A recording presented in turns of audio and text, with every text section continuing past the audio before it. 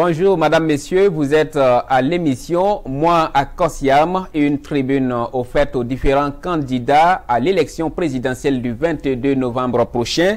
Tribune qui vise à permettre à vos citoyens de découvrir davantage ces candidats afin de pouvoir effectuer des choix éclairés. Aujourd'hui, Denise Koulibaly et moi, nous recevons sur ce plateau le docteur Ablassé Ouedraogo, candidat du parti Le Faso Autrement. Bonjour Président et bienvenue sur le plateau de Moi à Kosiam. Plaisir d'être ici. Bonjour Denise. Bonjour Président. Et c'est avec Denise Koulibaly que nous découvrons davantage notre invité. Merci Bébé Kodjo Kambou, merci d'être avec nous aujourd'hui. Il n'est plus à présenter car l'homme est bien connu du monde des médias à travers ses diverses sorties, surtout au moment de l'insurrection populaire des 30 et 31 octobre 2014. Docteur Ablassé Ouedraogo, vous avez été co-rapporteur de la commission de rédaction de la charte de la transition et membre du collège de désignation du président de la transition au Burkina Faso. Même après votre échec à l'élection présidentielle et législative de 2015, vous avez toujours fait parler de vous avec votre appel incessant à la réconciliation nationale, d'où la création de la CODER, la coalition pour la démocratie et la réconciliation nationale, et qui a regroupé ou qui regroupe toujours des partis politiques. Merci. Et 5 ans après 2015, vous êtes une fois de plus en lice pour Kosiam avec deux anciens premiers ministres de Blaise Compaoré avec lesquels vous avez collaboré de 1994 à 1999 parce que vous avez été ministre des Affaires étrangères du Burkina Faso puis conseiller spécial du président du Faso. Là, c'était de février à novembre 1999. Docteur Ablassé Ouedraogo, vous avez une expérience professionnelle de 30 ans dans le développement, la diplomatie, la gestion et la résolution de conflits, le financement, les négociations commerciales et la politique. Consultant international, vous êtes l'administrateur général de Zodo International, une agence conseil en relations et stratégie internationale qui a été créée en 2008. Si l'on l'appelle docteur, c'est parce qu'il est titulaire d'un doctorat de 3e cycle de sciences économiques, économie du développement, de l'Université de Nice en France. Et vous avez également soutenu votre thèse portant sur les firmes multinationales et l'industrialisation des pays en développement. C'était le 15 décembre 1981 avec la mention très honorable et avec les félicitations du jury. Vous êtes âgé de 67 ans puisque vous êtes né le 30 juin 1953 à Dabaré, près de Ouagadougou. J'espère que je n'ai pas écorché quelque chose. Non, je pense que vous avez fait tout ce que vous pouviez pour dire. La seule chose que j'aime dire pour encourager les jeunes en leur disant que tout est possible, Ablassé Ouedraogo, qui est à l'émission Moi à Kosiam, est fils de cultivateur. Et je suis allé à l'école, c'était en octobre 1959 à Boussé. Et j'ai dit que j'ai eu la chance parce que quand je suis allé pour me faire recruter derrière le porte-bagages de la bicyclette de mon papa, on avait recruté 63 bambins. Parce qu'à l'époque, on recrutait les enfants quand ils avaient 7 ans. Moi, je n'avais que 6 ans et demi. Et comme il fallait passer 2 ans dans la même salle de classe, le prochain recrutement, c'était pour dans 2 ans. Et dans 2 ans, Ablassé aurait eu 8 ans et demi. C'est-à-dire que j'aurais perdu la chance de faire l'école. Et Dieu m'a sauvé parce que quand on a dit qu'on arrêtait l'exercice, j'ai éclaté en sanglots. Je me suis mis à pleurer. Et le directeur de l'école qui a suivi la scène s'est approché de mon vieux, père à son âme, Isaka, et il lui a dit, ton enfant n'a pas l'âge d'aller à l'école, mais on va le garder. S'il arrive à tenir, on le gardera. Et voilà comment je suis allé et vous êtes là aujourd'hui. Je suis là aujourd'hui. En lice pour Kossiam. En lice pour Kossiam. Alors, quelle grâce. C'est une grâce, bien sûr. Et voilà. Également, on rappelle que en 2015, c'est avec 1,94% des voix, soit 60 134 voix sur les plus de 3 millions de Burkinabés que vous avez été, on peut dire, vous avez participé à ces élections avec un député maire après les élections de 2015. Malgré tout, vous êtes là 5 ans après. Qu'est-ce qui vous motive tant, docteur Ablassi Ouedraogo? Je crois qu'il faut compléter la description en disant qu'avec mes près de 2%, je suis arrivé quand même 5e. 5e, bien sûr. Mais vous revenez, qu'est-ce que vous retenez de votre échec de 2015? Parce qu'en ce moment, on ne pouvait pas dire qu'il y avait des poids lourds, on repartait avec... il n'y avait pas de président sortant ni rien. Aujourd'hui, qu'est-ce que vous retenez de cela? Comme un grand homme l'a dit, dans la vie, il n'y a pas d'échec. C'est l'apprentissage. On se sert de ce qu'on a fait, de ce qu'on a vécu pour avancer. Et certainement que ma façon d'opérer en 2020, ma façon de me comporter en 2020 est totalement différente de comment j'ai fait en 2015. Et je dis encore une fois que c'est une grâce que d'être ici, en bonne santé. C'est une grâce d'avoir été sélectionné parmi les 13 Burkinabés qui vont compétir pour prendre la direction de notre pays. C'est une grâce qu'on n'a pas tous les jours. Et je remercie Dieu. Comme c'est lui qui fait le pouvoir, qui fait le chef, je prie seulement qu'il continue son œuvre et que son œuvre se mette sur la tête de Ablassi Ouedraogo au soir du 22 novembre 2020. Alors, Monsieur le Président, en 2015, on peut dire que le boulevard était un peu plus large, avec des forces politiques qui n'étaient pas présentes. Il n'y avait pas également de président sortant. Malgré tout cela, vous avez eu moins de 2% des voix. Cette année, le paysage politique a changé, avec des grosses pointures comme les candidats de l'ex-parti majoritaire, des candidats anciens premiers ministres, comme on l'a dit en introduction, comme Kadri Désiré Ouedraogo, avec également un président sortant. Pensez-vous pouvoir faire poids? Je vais vous rassurer, M. Kambou. Quand un individu, quand une personnalité décide d'aller à une élection présidentielle, c'est l'individu, c'est la personne avec son peuple. Il n'y a pas de grosse pointure. Au jour d'aujourd'hui, je le répète ici, nous sommes dans une situation où c'est une élection par défaut. C'est-à-dire que nous sommes obligés de faire les élections pour éviter le vide institutionnel. Sinon, quand vous regardez, il n'y a ni engouement, il n'y a ni enthousiasme au niveau de la population. Le peuple burkinabé ne s'intéresse pas à cette élection. Est-ce que ce n'est pas parce que la campagne n'a pas encore... Non. En 2015, ça n'a pas été comme ça. Vous savez, il y a une préoccupation profonde au niveau de la population. C'est la survie au quotidien. Comment faire pour vivre? Comment faire pour échapper à l'insécurité? Comment faire pour échapper à toutes les contraintes? Donc cela devrait être une raison pour qu'il y ait un certain engouement, parce qu'il s'agit maintenant de choisir celui qui aura entre ses mains la destinée du pays. Les Burkinabés ne s'intéressent pas à l'élection parce que... Est-ce que ça, ce n'est pas la faute à vous, politique? Parce que c'est à vous de mobiliser vos électeurs. Que je termine mon raisonnement. Les Burkinabés ne s'intéressent pas à cette élection, tout simplement parce qu'il y a d'autres préoccupations. Ce pays est divisé. Ce pays vit dans l'exclusion. Et je vais vous rassurer, il n'y aura pas une élection aussi ouverte que celle que nous allons vivre le 22 novembre.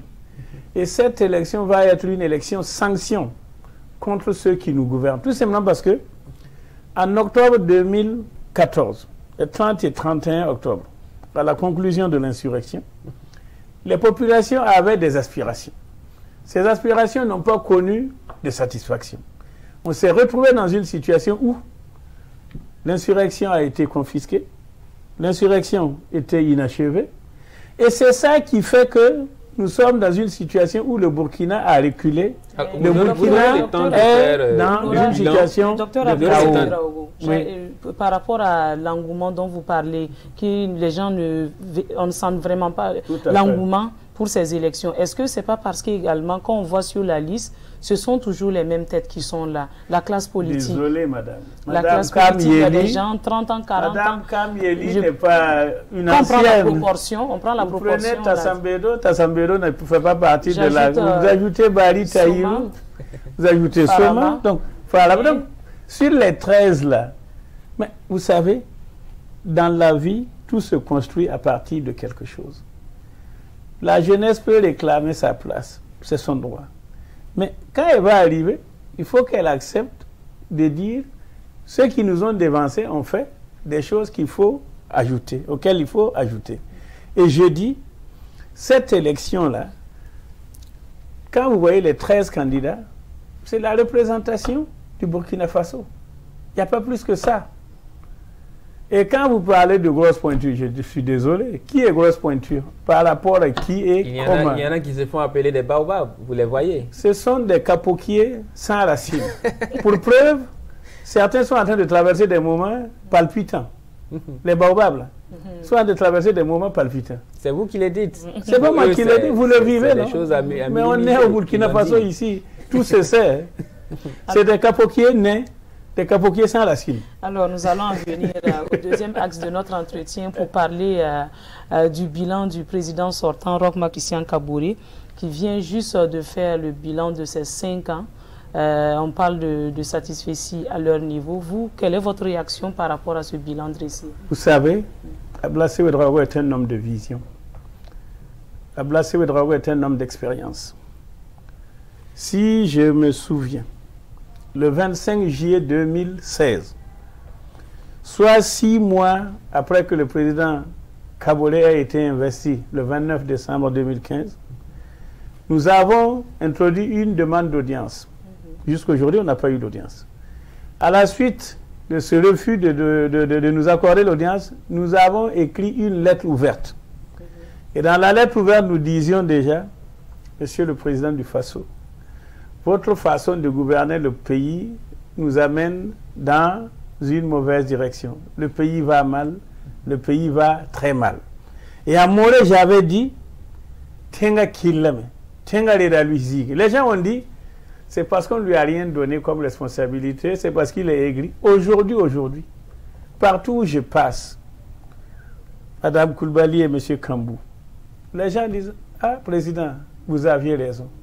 Le pays est tombé par terre. C'est pour dire que si je dois faire une analyse des résultats obtenus par Roch Marc Christian Kaboré, le président sortant, et son régime, je lui noterai moins que 2. Il a échoué sur 10. Pourquoi? Il a lamentablement échoué tout simplement parce que depuis que la Haute-Volta existe, jusqu'au Burkina aujourd'hui, on n'a jamais connu une situation aussi catastrophique. Vous savez, l'insécurité. Tout le monde vit ça. Et vous n'avez pas de réaction, vous n'avez pas de décision qui montre qu'on peut contenir le mal. Mais en ce moment, je sais que Dr Ablassé, il a l'expérience à la matière. Je l'ai vu dans votre CV parce que vous êtes fortement impliqué dans les efforts de paix et développement en Afrique. On se rappelle la résolution de la rébellion Touareg au Niger et au Mali et des conflits au Libéria. Pourquoi n'avoir pas porté cette expérience-là pour aider le régime? Je vous ai dit tout à l'heure que quoi? J'ai demandé à rencontrer le président Kaboré. Jusqu'à aujourd'hui, je n'ai jamais eu de réponse. Vous ne pouvez apporter votre contribution que quand vous êtes sollicité. Vous savez, notre pays-là regorge de personnes capables, femmes et hommes, regorge des personnes qui peuvent renverser la situation. Mais, comme je l'ai dit, on est habité par ce que j'ai appelé les 3 M. Nous sommes méchants, nous sommes médiocres, nous sommes mesquins. On ne s'aime pas. Et c'est à cause de ça que le pays ne peut pas avancer. Aujourd'hui, le véritable problème du régime sortant là, c'est l'utilisation des compétences et la mauvaise utilisation des cadres. Si je regarde au niveau de l'insécurité, Depuis le 15 janvier 2015, Cappuccino... 2016, pardon. 2016. 15 janvier 2016. Cappuccino, splendide. Plus tard, au mois de mars, état-major général, ambassade de France. Et on s'assoit, on regarde. On compte sur l'extérieur. En matière de sécurité, chacun doit prendre ses responsabilités. Vous savez, et ils le vivent. Le Burkina Faso, dans la sous-région de l'Afrique de l'Ouest, en matière de sécurité, c'est le ventre mou. Les gens rentrent comme dans du gruyère, ils tapent et ils ressortent. Et on ne fait rien. Combien de personnes ont perdu la vie? Combien de personnes ont fui leur village? Quelle quantité de sang a été versée? Aujourd'hui, le Burkina Faso a une image à l'extérieur d'un pays dans lequel on ne peut pas vivre. C'est pour cela d'ailleurs qu'il y a un impact sur l'économie qui est devenue exsangue. L'économie a été déconstruite, tout simplement parce que, et ceux qui nous gouvernent doivent le savoir, si vous voulez avoir une bonne économie, il vous faut avoir une situation de paix, une situation de stabilité, une situation de sécurité et la confiance. Confiance à l'intérieur du territoire, confiance entre le territoire et les amis de l'extérieur. On n'a pas ça. Tous les jours que le bon Dieu crée, quand on présente le Burkina Faso sur les médias, surtout étrangers, c'est voilà des tueries. C'est trop. Nous disons, ce qui peut nous sauver, c'est que les Burkinabés acceptent de s'asseoir ensemble, de se regarder comme je vous regarde. Chacun sort ce qu'il a dans le ventre, dans le cœur. Et on regarde comment est-ce qu'on peut se donner pardon, comment on peut gérer tout ce qu'il y a comme situation. Non, je vais arriver. Vous aurez l'occasion d'aborder ces aspects. Non, je vais arriver. Quand on parlera de votre programme, parce que vous avez un programme, dans votre programme, la réconciliation occupe une place importante. Docteur, non, j'y arrive. Il faut qu'on avance rapidement pour que vous puissiez parler de votre programme. Que je termine mon idée. Quand on arrive à avoir une situation dans laquelle le Burkina Faso devient une nation forte, une situation dans laquelle personne ne met en doute notre unité nationale, nous allons avancer. Vous savez, le Premier ministre d'Abiré, il a dit dans son discours sur l'état de la nation au début de l'année que le Burkina Faso est une maison lézardée dans laquelle les salamandres s'y engouffrent. Mais pourquoi c'est lézardé? C'est parce qu'on ne s'entend pas. C'est parce qu'on ne prend pas tout le monde en compte. Si on était une nation unie, si on était ensemble, il n'y aurait pas de faille. C'est pour cela que nous disons, le préalable à toute action de développement, de construction, c'est que les Burkinabés se réconcilient entre eux. Alors, docteur, puisque nous parlons du bilan du président sortant, se réconcilie avec lui-même. Puisque nous parlons du bilan du président sortant, malgré toute cette situation que vous décriez, quand on écoute un peu les régimes... Que je décris. Oui. C'est différent de décrier, non, oui. que je présente. Voilà, malgré cette situation... Je ne décris pas, mais je présente. C'est la réalité. Voilà, malgré cette situation, le régime se vante d'avoir pu réaliser, par exemple, des infrastructures, d'avoir permis aux populations de se soigner gratuitement jusqu'à un certain âge. Qu'en dites-vous? Je vous dis une chose. Des femmes enceintes et des enfants de moins de 5 ans. Est-ce que tout est pour autant mauvais? C'est ce qu'on veut dire. Écoutez, l'État est une continuité. Quand ils sont arrivés, ils ont dit qu'ils ont leur expérience, non? Nous, on avait dit, et vous pouvez aller vérifier, j'ai dit qu'ils n'étaient pas préparés pour exercer le pouvoir. Et le président Kaboré l'a dit, qu'au bout de 5 ans, il se rend compte que gérer le Burkina n'est pas comme il fait. Ce n'étaient pas des gens qui étaient préparés à gérer le pays. Ils sont venus coiffer au poteau, ceux qui ont amené le changement. Et ils auraient dû faire de ce premier mandat du président Kaboré là une transition. Vous voulez dire qu'ils n'ont rien fait en termes d'infrastructure ou d'offres de soins de santé? Vous savez quelle est la position de notre pays sur le classement mondial des Nations Unies? C'est 183, non? Le Burkina Faso est le 182e pays sur 189. Ça, c'est selon l'indice de développement humain de 2019. Que je connais parce que c'est le PNUD qui a fabriqué ça. Ça, je connais. Ok, 30% de diminution de bien-être des populations liées aux inégalités. Ouais. Mais vous n'avez pas parlé c'est la réalité. Du côté infrastructure. Que je termine, attendez. Appréciez pour qu'on avance puisque vous aurez le temps de parler. Non, mais je réponds à ce qu'il a dit. La réalité est que le niveau de vie du Burkinabé a reculé. Même les Nations Unies le constatent. Vous savez, quand vous êtes en vie, vous avez des besoins à couvrir. Au jour d'aujourd'hui, quand vous donnez à un Burkinabé 1000 francs, c'est comme si vous l'avez ouvert le paradis. On n'a jamais connu ça. On a reculé. Parce qu'il n'y a plus d'investissement. Il n'y a plus de travail, d'emploi. Il n'y a plus de revenus. Comment on fait?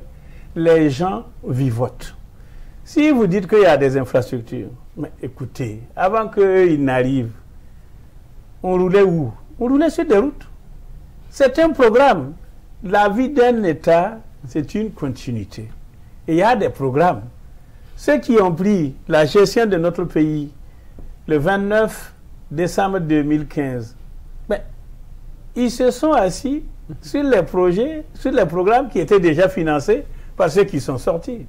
Donc, faut que quelqu'un ne vienne pas bomber la poitrine pour dire « nous avons fait des routes ». Non, vous n'avez fait que continuer l'action de désenclavement du Burkina. Vous ne pouvez pas aujourd'hui imaginer l'économie de notre pays.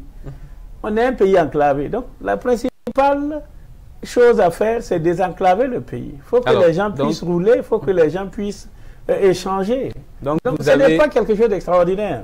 Vous avez votre offre politique que vous proposez au Burkinabé, mais on sait que des citoyens burkinabés, à travers des coalitions, ont, par exemple, exprimé des besoins, comme par exemple la réduction des inégalités, le droit au logement, le droit à l'alimentation. Il y a aussi la question de l'emploi des jeunes.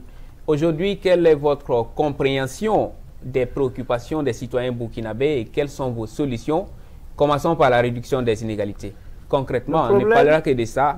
Et le problème, il est global au niveau du Burkina Faso. Tout ce que vous avez cité comme problème, là, comme préoccupation, là, ça relève du niveau du revenu. Il faut travailler à augmenter le revenu des Burkinabés. Même la corruption. La corruption trouve son développement de par le simple fait que les gens n'ont pas suffisamment de revenus pour pouvoir couvrir leurs besoins. Et comme on dit, la chèvre broute là où elle est attachée. Alors quand vous parlez de différence au niveau social, est-ce que la question de la corruption est liée avec le revenu? Parce qu'on a vu cette année des magistrats, par exemple, épinglés dans des affaires alors qu'ils sont quand même bien payés. Ils sont combien? Un magistrat, c'est vrai qu'un âne peut manger la farine et ternir l'image de tous les ânes, mais je dis... Mais c'est un exemple pour dire que ce n'est pas forcément lié au revenu. Non. Moi, je vous dis, M. Kambou, si vous voulez résoudre le problème de la corruption, il faut offrir aux personnes la possibilité de pouvoir satisfaire leurs besoins avec ce qu'ils gagnent, avec leurs revenus. Mais si vous les laissez dans cette situation, on dit que le poisson pourrit par la tête. Regardez le train de vie des uns et des autres ici. Vous êtes dans la classe moyenne des citoyens ordinaires. Vous voyez les gens rouler en V8, vous voyez les gens pimpants, ils sortent des bassins, ils brillent. Mais écoutez, vous aussi, vous avez envie de vivre comme eux. Vous appartenez à ce pays. On dirait que c'est le fruit de leur travail. Ce n'est pas... Justement, ils ont un travail qui n'est pas un beau travail. Ah bon? Le travail de vol, le travail de détournement, ce n'est pas quelque chose qui est commandable ou recommandable. Malheureusement, ils vivent de ça. Ouedraogo, est-ce que vous-même, vous ne faites pas partie de cette minorité qui vit dans la mondanité? Non, je vais vous dire. Si vous faites partie de cette minorité, vous pouvez répondre aux préoccupations de la majorité qui parle aujourd'hui d'inégalité sociale. Je sais d'où je suis sorti. Moi, je suis fils de cultivateur. Tout ce que j'ai là, vous pouvez regarder mon comportement. Je ne suis pas comme les autres. Moi, je n'ai pas d'argent pour donner à quelqu'un. Et ils le savent. Les gens me traitent de quelqu'un qui ne tend pas la main. Ça ne me dérange pas. Parce que je n'ai jamais volé de l'argent de quelqu'un. Je n'ai jamais pu trouver de l'argent pour distribuer comme ça. Par contre, j'aide tout le monde à avoir quelque chose à faire pour rester autonome. C'est ce qu'il faut faire. Mais si, écoutez, j'ai dit dans un de mes meetings, à propos justement de l'achat de conscience, j'ai dit voilà, c'était à Pabré, pour les municipales passées. J'ai dit, vous avez reçu chacun 2000 francs, 5000 francs. Vous êtes content. On vous a donné ces 2000, ces 5000 une seule fois. Vous allez dépenser ça une seule fois. Et vous pensez que vous allez faire caca pendant une fois. Non. Vous avez pour 5 ans de douleur. Alors quand je me promène dans la ville, les gens disent, oh, aujourd'hui là, ça nous dépasse même. Alors, donc je dis, il faut travailler à donner des emplois aux Burkinabés. Il faut travailler à leur assurer des revenus conséquents. Les revenus de misère là, ça ne peut pas nous sortir de notre situation. Merci bien, docteur Ablassé Ouedraogo. Nous allons poursuivre avec d'autres préoccupations de ces OSC-là. C'est le droit au logement. Le droit au logement, aujourd'hui, on a véritablement une crise foncière au Burkina, que ce soit sur le plan urbain ou sur le plan rural. Il y a véritablement un problème aujourd'hui au Burkina Faso. Je suis d'accord avec vous. C'est simplement parce que dans la tête des Burkinabés, la terre là est devenue une marchandise. Votre film, là, Ma parcelle ou ma mort, là, dont une partie a été tournée dans mon village, c'est la réalité que votre PDG, Sidnaba, essaie de mettre sur la table. Notre problème au Burkina Faso, nous aimons l'argent. Est-ce que c'est pas la spéculation qui se fait derrière? C'est ce que je vous dis. Mais en fait, qui développe cette spéculation? Ce sont les plus riches. Non, je vous dis, on a marchandisé la terre. Avec la terre, vous pouvez gagner de l'argent. Ce qui intéresse les gens, c'est avoir de l'argent ici et maintenant. Ils ne réfléchissent pas à ceux qui vont devenir. Et malheureusement, comme il y a une pression démographique, parce qu'aujourd'hui on est à 25 millions d'âmes de Burkinabés, et la superficie du Burkina c'est 274 200 km². Ça ne grandit pas. Ça ne grandit pas. Vous voulez qu'on fasse comment? Donc la situation par rapport au logement, par rapport au foncier, il faut une autre politique. Laquelle? Il suffit de réunir tout le monde, comme je dis. Écoutez les gens. Ils vont vous donner les solutions parce qu'ils les ont. Donc vous n'avez pas de solution à proposer? Mais ma solution, c'est le dialogue. Parce que même aujourd'hui, dans les non-lotis, il y a des problèmes parce que les gens qui sont là-bas n'ont pas eu de communication qui explique qu'elle va devenir, qu'est-ce qu'ils vont devenir. Nous, nous disons, en tout état de cause, dans toute situation, il n'y a rien qui peut être réglé si on n'instaure pas le dialogue. Et de ce dialogue, nous allons trouver une autre façon de faire. Nous allons faire autrement, comme nous disons dans notre parti. Et c'est ça, une nouvelle politique. Une nouvelle politique qui va impliquer les bénéficiaires. Aujourd'hui, ce sont les, comment on les appelle, les agences de construction. Les immobilières. Oui. Ils achètent, ils parcellent le territoire. Et puis, ceux qui autorisent ça sont de mèche avec eux parce qu'ils gagnent quelque chose. Et on le sait. Il faut arrêter ça. On ne peut pas continuer de vendre notre terre. Il faut même peut-être retourner à la loi et analyser le RAF là. Et on va voir comment, après un certain nombre d'années d'application, peut-être qu'il y a des solutions qu'on peut apporter. Mais on a déjà l'enquête parlementaire qui en parle de long en large avec des gens qui ont des centaines de parcelles à Ouagadougou, à Bobo-Dioulasso. Et comment est-ce qu'on peut gérer cette situation? Parce qu'aujourd'hui, pour moi, le Burkinabé, il pense parcelle au lieu de penser logement. Est-ce que c'est pas ça le problème? C'est pas un problème nouveau. Avant que les députés là n'aillent découvrir ça, c'est quelque chose que les gens vivent au quotidien. Au Burkina Faso, comme j'ai dit, nous sommes égoïstes. Celui qui a un peu veut gagner davantage. Il ne veut pas que celui qui n'a pas gagné gagne. Et c'est ça notre problème. On ne sait pas partager. On ne sait pas partager. Et comment est-ce que vous mettez fin à tout cela? En fait, c'est ça qu'il est question non, ici. Encore une fois, si nous organisons le forum de la réconciliation nationale, qui doit être inclusif, qui doit être ouvert et qui doit être sincère. Tous les Burkinabés représentés au sein de ce forum-là vont regarder tous ces problèmes, y compris le problème du foncier et du logement. Et on va avoir des propositions de solutions. Et je dis même que donc, à tous les problèmes, vous allez convoquer tous les Burkinabés pour réfléchir. Mais qu'en est-il de votre programme politique? Est-ce que vous n'êtes J'y arrive. On a besoin de ça. On a besoin de ce dialogue-là, national, pour pouvoir nous définir un avenir commun.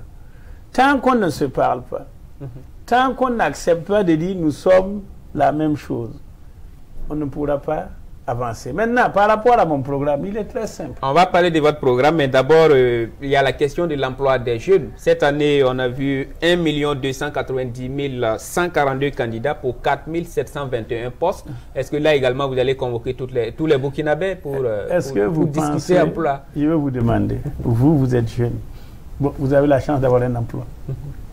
Quand vous regardez la souffrance des jeunes qui sortent de l'école, et qui vont faire ces concours. Et quelquefois même, on convoque l'examen et on le reporte quand les candidats même sont sur place. Est-ce que c'est sérieux ça? 100 places pour je ne sais pas combien de dizaines de milliers de personnes. Non, ce n'est pas ce qu'il faut faire. Il faut arrêter de faire l'enseignement général. Si on veut résoudre le problème de l'emploi, donnons à chaque Burkinabé un métier. Pour le faire, il suffit d'ouvrir des centres de formation au métier. Je ne dis pas qu'on ne va faire que ça, mais il faut mettre l'accent sur les métiers de façon à ce que chaque Burkinabé qui a un métier puisse de lui-même suffire ou couvrir ses besoins. Voilà comment moi je résoudrais le problème de l'emploi. Alors ça c'est le long terme. Non. Mais parlons d'abord de ces milliers, de ces millions qui sont formés dans le général et qui chôment. Si vous me donnez la direction de ce pays-là, j'attaque immédiatement la question de la réconciliation nationale. Que tout le monde sache qu'est-ce que le Burkina est. Qu'est-ce qu'il y a dans le coffre du Burkina Faso. Comme ça, on peut construire l'unité, on peut construire la nation. Une fois qu'on a fini ça, si on veut avancer, c'est la paix et la sécurité. Il faut s'attaquer à ça. On ne peut pas faire du développement, on ne peut pas faire de la construction, on ne peut pas faire des progrès dans un pays où il n'y a pas de paix, dans un pays où il n'y a pas de sécurité. Une fois qu'on a réglé ça, le redressement économique et le développement durable. Et j'explique comment nous allons faire. Vous comme moi, vous savez que la principale richesse de notre pays, ce sont les femmes et les hommes que nous sommes. 25 millions. Nous n'avons pas de mer, nous n'avons pas de forêt. Même les ressources minières, là, comparées à d'autres pays, ce n'est pas énorme. Donc, ce qui est une réalité dans les possibilités, dans le potentiel de développement, ce sont les femmes et les hommes. Le capital humain. Le capital humain. Comment nous allons faire pour qu'un individu puisse avoir de la valeur? Deux choses doivent lui être données. La santé et la connaissance. Si vous prenez la santé, il faut amener la santé aux personnes. Pas faire comme aujourd'hui, où c'est les individus qui doivent se déplacer pour aller vers les centres de santé. Une fois que vous avez une population en bonne santé. Mais comment est-ce que vous envoyez la santé vers les personnes? Vous créez, vous ouvrez des CSPS partout. Mais ce n'est pas de les ouvrir, il faut les équiper. Équiper en personnel et les équiper en médicaments et en matériel. Si on peut acheter des ambulances distribuées à l'approche des élections, on peut utiliser cet argent-là pour équiper en médicaments et en matériel les CSPS pour les rendre efficaces, pour les rendre opérationnels. Une fois que vous avez donné la santé à votre population, vous prenez la connaissance, la formation. Au lieu de continuer à ne former que des généralistes, vous faites des formations de métier en ouvrant des centres de formation technique. Et je vais dire, au jour d'aujourd'hui, vous savez que tout le monde n'a pas accès à l'éducation ici. Prenons au niveau de l'école primaire. Tant qu'il y avait ce qu'on appelle le continuum, l'école était garantie à tous les Burkinabés jusqu'à l'âge de 16 ans. Depuis que les ROC sont arrivés, le régime Kaboré est arrivé, ils ont ramené le certificat d'études et l'entrée en 6e comme condition pour pouvoir aller au secondaire. Et comme tout le monde ne peut pas avoir le certificat et l'entrée en 6e, on met des chômeurs dehors. Si vous allez au supérieur, dans le système LMD, on bloque la plupart des étudiants au niveau de la licence. Comment ils font? Quand vous avez la licence et vous devez aller en maîtrise, il y a des conditions à remplir. Il vous faut avoir 12 de moyenne sur 20. Quand vous avez la moyenne là, il faut que vous passiez un test. Une fois que vous avez passé le test, il faut payer 300 000. Tout ça, ce sont des obstacles que le commun des Burkinabés ne peut pas franchir. Nous disons, si on veut le développement, il faut donner la connaissance, il faut donner la formation à tous les Burkinabés. Une fois que vous avez des hommes formés, une fois que vous avez des hommes en bonne santé, vous n'avez même plus besoin de vous occuper d'eux. Eux-mêmes, ils sont autosuffisants. Ils vont se prendre en charge leur famille, prendre en charge leur village, prendre en charge leur province et prendre en charge le développement de tout le Burkina Faso. C'est ce qu'il faut. Et pour que tout cela soit possible, il faut de l'argent. Il faut de la sécurité. Mais c'est ce que j'ai dit. Et dans votre projet de société que vous nommez profession de foi, vous avez pris 5 engagements majeurs, oui, parmi lesquels vous vous engagez à restaurer courageusement la paix et la sécurité sur toute l'étendue du territoire national. Comment est-ce que ça va se passer concrètement sur le terrain? Non, c'est très simple. Ne prenez pas morceau par morceau. Je vous ai dit, le préalable, c'est la réconciliation nationale. Si nous sommes unis, si nous avons une nation forte, tous les défis auxquels le Burkina Faso est confronté aujourd'hui, là, trouvent leurs solutions, y compris l'insécurité. Vous savez pourquoi j'insiste sur la réconciliation nationale? En 2016, Cappuccino Splendide, on parlait de djihadisme, et on a présenté des personnes de couleur blanche. C'est ça, non? Aujourd'hui, les gens qui sont dans le terrorisme, voilà, ce n'est plus djihadisme, c'est devenu terrorisme. Ils parlent moré, ils parlent dioula, non, ils parlent, comment ça s'appelle? C'est des Burkinabés. Mais allez les chercher, parler avec eux. On n'a pas besoin de dire ça sous le soleil. En matière de médiation, il y a du travail qui se fait en bas. Donc vous allez prioriser la piste de la négociation. Oui, c'est clair. Je prendrai le pas du Mali. Ah bon? Il n'y a pas de honte à ça. Si ce sont nos frères, mais il faut aller parler avec eux. Ils vont vous dire ce qu'ils veulent. Et vous dites, voilà ce qui est faisable, ce qui n'est pas faisable. Parce que depuis qu'on a des attaques, il n'y a même pas de revendication, il n'y a pas de déclaration, ni rien. Que nos forces de défense et de sécurité n'ont pas encore attrapé un seul terroriste. Quand même pas. Il y a des OSC qui se plaignent comme quoi il y a des innocents qui se trouvent en prison. Moi, je vous dis, je ne suis pas sur le front. Mais je sais que nos forces de défense et de sécurité font des résultats. Ils attrapent des terroristes. Mais ils n'ont qu'à interroger ces gens-là. Ils ne sont pas tombés du ciel. On peut chercher à savoir qui est derrière. Amenez-les pendant le forum sur la réconciliation nationale, qu'ils viennent s'expliquer avec les autres composants de la société burkinabé. Une fois qu'on sait ce qu'ils veulent, en fonction des moyens dont nous disposons collectivement, peuvent leur faire des offres. Vous avez dit qu'ils ne sont pas tombés du ciel, oui, mais il se trouve que des fois, on les retrouve au front, on les prend, la met dans le sac et on les envoie dans les prisons. Et aujourd'hui, on s'est retrouvé avec 88% des enfants déplacés qui n'ont pas d'acte de naissance. Ça veut dire qu'ils n'ont pas de reconnaissance d'existence officielle au Burkina. Est-ce que celui-là qu'on prend sans pièce d'identité, comment est-ce qu'on va faire pour remonter les choses? Non, ce ne sont pas les enfants qu'on amène en prison, Madame Koulibaly. Ceux qu'on amène en prison, ce sont les terroristes. Bien sûr, c'est ça que je suis en train de dire pour extrapoler, les enfants, pour dire, est-ce que c'est sûr qu'ils sont enfants, ce n'est pas seulement les enfants des personnes déplacées internes. Au jour d'aujourd'hui, le système de l'état civil au Burkina Faso est encore avec des manquements. J'étais à Boussé. Vous savez que j'appartenais à Boussé. Mon acte de naissance a été à Boussé. Oui. Et je suis allé pour faire des extraits d'acte de naissance. Et je vois des citoyens, des paysans qui arrivent. Un avait un enfant qui était né depuis 6 mois. Il ne l'avait pas encore déclaré. Et l'agent de l'état civil lui dit, mais comment vous faites? C'est pour vous dire que nous avons encore du chemin à faire. Il faut éduquer les gens pour qu'ils sachent que tout enfant qui arrive dans ce monde-là a besoin d'être identifié. Et l'identification, là, commence par l'acte de naissance. Après, c'est la carte d'identité. Après, c'est le passeport pour ceux qui veulent voyager.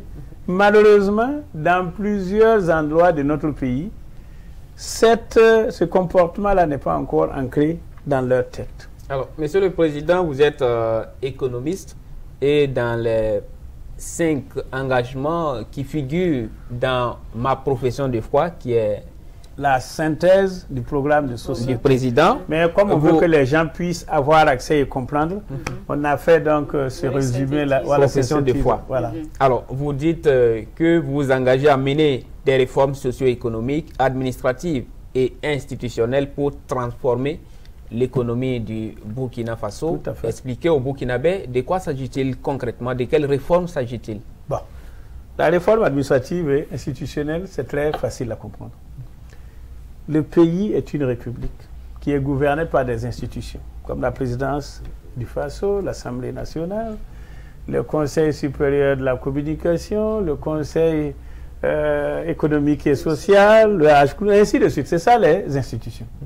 Ce que nous ferons, nous allons demander à des experts par rapport au contexte dans lequel nous vivons, parce que ces institutions-là n'ont pas été créées maintenant, qu'on aille nous faire une évaluation pour nous dire si elles sont toujours pertinentes ou s'il y a des choses à corriger dans leur fonctionnement.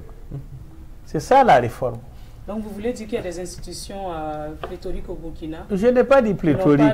Je ne m'arroge pas ce droit. Je vais demander aux experts, ceux qui connaissent, d'aller regarder et de venir me dire cette institution-là, nous pensons qu'on peut la rendre plus efficace en faisant ceci, ceci. Dans le fonctionnement donc, de toutes les institutions, on peut gagner en efficacité si telle institution était remplacée par autre chose. Ce n'est pas moi qui vais aller, les gens vont me dire ce qu'il faut faire. Voilà, moi j'ai la décision et je suis chargé de conduire tout le peuple à destination. On puisse dire qu'on doit annuler les caisses noires dans certaines institutions. Ah oui, non. Écoutez, c'est incroyable. Quand on regarde le comportement de certains chefs d'institutions qui se promènent faire du farotage, mais ils ont ramassé l'argent où? C'est notre argent à nous. C'est pour cela que dans mes meetings, j'ai dit aux gens, quand quelqu'un vient vous donner de l'argent, vous-même vous savez que ce n'est pas son argent, c'est notre argent qu'il a pris. Dans l'islam, on appelle ça haram. Alors, parlons maintenant des réformes économiques. Non, attends que je finisse. On a moins de ce haram-là, je dis que c'est un haram qui est doux. C'est un haram qui est bon. Prenez et bouffez. Quand vous allez pour voter, c'est vous et Dieu et l'urne. Il nous reste moins de 10 minutes. Parlons des réformes économiques. Puisque vous êtes économiste, sûrement ça vous tient à cœur. Ce n'est pas moi qui vais parler de réforme économique. L'économie, c'est une construction, étape par étape. Le gouvernement sortant a son plan qu'il appelle PNDS. Ils ont dit qu'ils ont ramené 18 000 milliards. En décembre 2016, quand ils étaient à Paris, les 7 et les 8, pour la table ronde, j'ai dit ici haut et fort que les 18 000 milliards de francs CFA qui sont annoncés là, c'est un leurre. Ils n'ont rien ramené. Les gens ont dit non, il est aigri, machin. 6 mois après, le premier ministre d'alors, Kabatier, va sortir et dit je n'ai pas amené d'argent. Les gens disent ah bon? Donc Gablassi avait raison. La preuve qu'ils n'ont rien amené, 2 ans plus tard, le premier ministre Kaba est renvoyé, son ministre des Finances est renvoyé. Aujourd'hui, là, qui porte le PNDS? Nous disons l'économie, c'est une construction.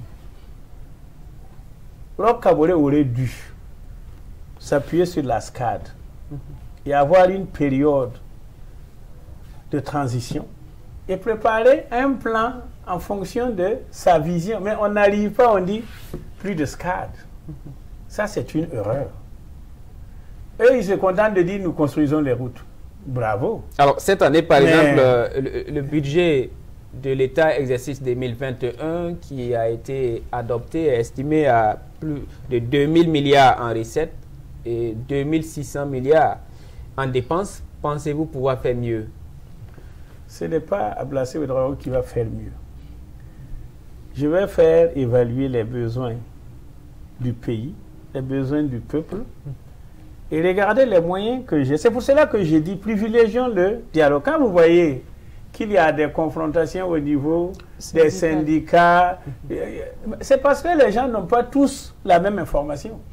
Si le ministre des Finances acceptait de s'asseoir avec les syndicats et dit voilà, la caisse Burkina Faso, là, voilà le nombre de billes que nous avons. Voilà ce que nous avons comme contrainte, comme obligation à remplir. Vous voyez qu'avec ça, on ne peut pas parler d'augmentation de quoi que ce soit. Ce que nous devons faire... Pourtant, vous avez dit que pour combattre la corruption, il faut augmenter le revenu. Mais c'est toute une politique. Ce n'est pas des choses que vous amenez au pied levé. Une fois que vous avez expliqué aux gens que la caisse, là, nous avons 100 000. On a des obligations de 200 000. Comment on fait? Les gens qui demandent les augmentations, là, vous dites, écoutez, c'est notre pays, patientons. Serrons-nous les coudes, travaillons ensemble, augmentons le gâteau, et à partir de là, chacun va avoir quelque chose de plus substantiel. Alors aujourd'hui, les dépenses des salaires s'élèvent à plus de 950 milliards, plus de la moitié des recettes fiscales. Ce n'est pas étonnant. On forme des généralistes, on forme des fonctionnaires. Si on avait aujourd'hui des formations de métiers, c'est eux-mêmes qui vont se créer les salaires. Alors qu'aujourd'hui, tout le personnel de la fonction publique, c'est pour cela d'ailleurs que pour 50 postes, vous avez des dizaines de milliers de candidats. Il n'y a pas d'autre débouché. Donnons au Burkina Faso un autre souffle. Donnons la possibilité à chaque Burkinabé d'avoir une capacité de se suffire. C'est pour cela que quand vous me parlez de salaire, c'est notre faute. On ne fait que travailler dans cette direction. Alors, on va aller à la dernière ligne de notre entretien d'aujourd'hui pour parler de justice. Votre idée des dossiers emblématiques en justice aujourd'hui, parce que vous avez parlé de justice d'autres manières, pas ce que nous connaissons, surtout avec Norbert Zongo, Thomas Sankara et autres dossiers qui souffrent aujourd'hui. Je vais vous dire une chose. Encore une fois, assoyons-nous et parlons. Le nombre de cas en justice au Burkina, là, si ce n'est pas la justice classique qu'on va apurer ça, nous avons pour 1000 ans. C'est pour cela que nous nous disons, si on veut aller vraiment à l'entente, à la compréhension, à la réconciliation, au vivre ensemble, utilisons ce qu'on appelle la justice transitionnelle. Et la justice transitionnelle prend ses sources de nos valeurs traditionnelles et culturelles. Mais docteur Ablassé, le problème c'est quoi? J'ai juste cité Norbert Zongo, Thomas Sankara, mais également il y a d'autres dossiers de corruption également en justice, d'autres même des dénonciations, mais rien n'est fait. Tout cela fait partie également des frustrations. Vous voulez que je vous dise? Donc on fait comment? Également de ce côté, on va s'asseoir. Que dans notre pays, il y a indépendance des institutions. Okay. La justice est indépendante. Bien sûr. Moi, je n'ai pas encore travaillé dans la justice. Et vous savez que les décisions de justice, pour les gens qui sont prudents, on ne discute pas. Parce que vous ne savez pas comment ils sont arrivés à la décision. Si moi je suis le premier responsable de ce pays, je ferai en sorte que la justice ait les moyens pour pouvoir appliquer cette politique d'indépendance-là. C'est-à-dire qu'il faut accepter en les encourageant à faire bien et vite. Alors qu'aujourd'hui, les dossiers que vous citez, il y en a plein. Même à la Mako, quand vous allez voir les gens vous disent, je suis là depuis un certain nombre de temps, mon dossier ne sort pas. Qu'est-ce qu'on fait? Ça, encore une fois, avec la réconciliation nationale, tout le monde va prendre conscience de la situation actuelle de notre pays et de la nécessité de faire autrement. Et c'est ce que le Faso Autrement, le parti Le Faso Autrement, propose dans son programme de société, les 3B. Et nous disons 5 ans, 5 axes, 5 ans de transition, 5 ans pour relancer le Burkina Faso sur la voie du développement durable, 5 ans pour réconcilier les Burkinabés entre eux et le Burkina Faso avec lui-même, et ensuite, cette période de 5 ans-là, ça va être comme une période de transition, et on encouragera le transfert du témoin aux générations montantes. Alors, vous êtes diplomate, on le sait très bien. Alors, quelle est votre idée de la souveraineté du Burkina et de son ouverture au monde? Malheureusement, aujourd'hui, on n'a pas de diplomatie. C'est d'ailleurs pour cela que nous avons des problèmes de financement.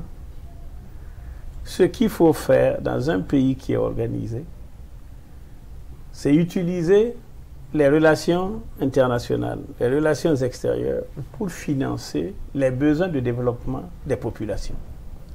Malheureusement, aujourd'hui, ceux qui nous gouvernent ne comprennent pas ça. Si vous regardez l'essor que le Burkina Faso a pris entre 1994, à partir de 1994 jusqu'à 1999, mais c'est énorme. Combien de grandes rencontres internationales on a eues ici?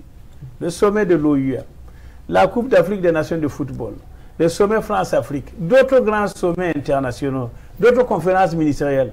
La résultante, c'est quoi? Le tourisme a été développé. L'hôtellerie a été développée. L'artisanat a été développé. Beaucoup de revenus ont été créés. Aujourd'hui, là, moi j'étais à Bobo. Je suis allé voir les artisans qui sont installés derrière la mairie. Mais les gens vous disent, on peut faire une semaine sans voir une seule personne venir regarder, à plus forte raison, demander quel est le prix. Alors, le pays est tombé par terre. Il faut le relever et on a besoin de tous les Burkinabés pour pouvoir redémarrer le Burkina Faso. C'est pour ça que nous disons, ensemble, les Burkinabés bâtissent le Burkina Faso. Les 3B. Les 3B. Les 3B. C'est simple. Alors, docteur Ablassé Ouedraogo, quelles seront donc vos priorités les 100 premiers jours à Kossiam? Le premier jour, je m'assois dans le fauteuil de chef d'État. Mon premier décret, c'est convoquer le Forum de la Réconciliation nationale. Immédiatement.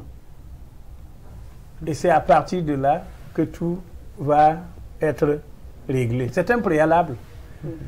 J'ai dit encore une fois, la réconciliation nationale est une impérieuse nécessité pour le Burkina Faso. La réconciliation nationale, c'est un acte, c'est un impératif catégorique pour la construction de la nation, pour la construction de l'unité nationale.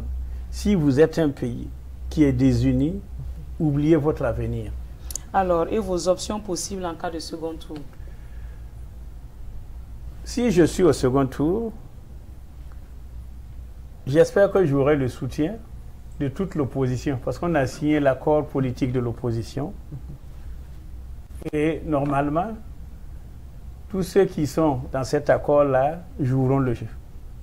Si je ne suis pas au deuxième tour, je verrai là où je vais m'aligner, mais j'entends, et je vous le dis, être au deuxième tour. Parce que je pense que les populations burkinabées ont compris. Vous verrez là où vous allez vous aligner. Oui, si je suis pas au deuxième tour et que je dois peser sur, je verrai en fonction de ce que les uns et les autres. Et au cas où l'autre candidat est le président sortant, est-ce que là... Écoutez, pourquoi vous pensez que c'est lui? Vous savez, au Burkina Faso, les choses sont imprévisibles. Le président Kabore peut ne pas arriver au deuxième tour. Rien n'est exclu. C'est Dieu qui décide. Et dans l'hypothèse où il est au second tour, je vais parler du président sortant, avec un candidat de l'opposition. L'accord existe. L'accord existe. Appliquer l'accord. Ouais. On a un accord au niveau de l'opposition. J'espère que nous allons le tenir. Mais mettez-vous dans votre tête, M. Kambou, que nous sommes dans une situation où l'élection du 22 novembre 2020, c'est une élection par défaut. Nous sommes dans un contexte où il s'agit d'une élection ouverte. Nous sommes dans une situation où ça sera une élection sanction. À partir de cela, tout est ouvert. Et le président sortant peut rester toujours sur la sortie. Merci. Le président sortant peut rester toujours sur la sortie. En tout cas, c'est sur ces mots que nous allons terminer ce numéro de Moi à Kossiam. Moi à Kossiam qui recevait aujourd'hui sur ce plateau Dr Ablassé Ouedraogo, candidat donc du parti Le Faso Autrement à l'élection présidentielle du 22 novembre prochain. Merci, Monsieur le Président, d'avoir répondu à notre invitation. Denis Koulibaly et moi, nous sommes ravis de vous avoir reçu. C'est moi qui vous remercie. Merci. Et je voudrais vous souhaiter une bonne continuation.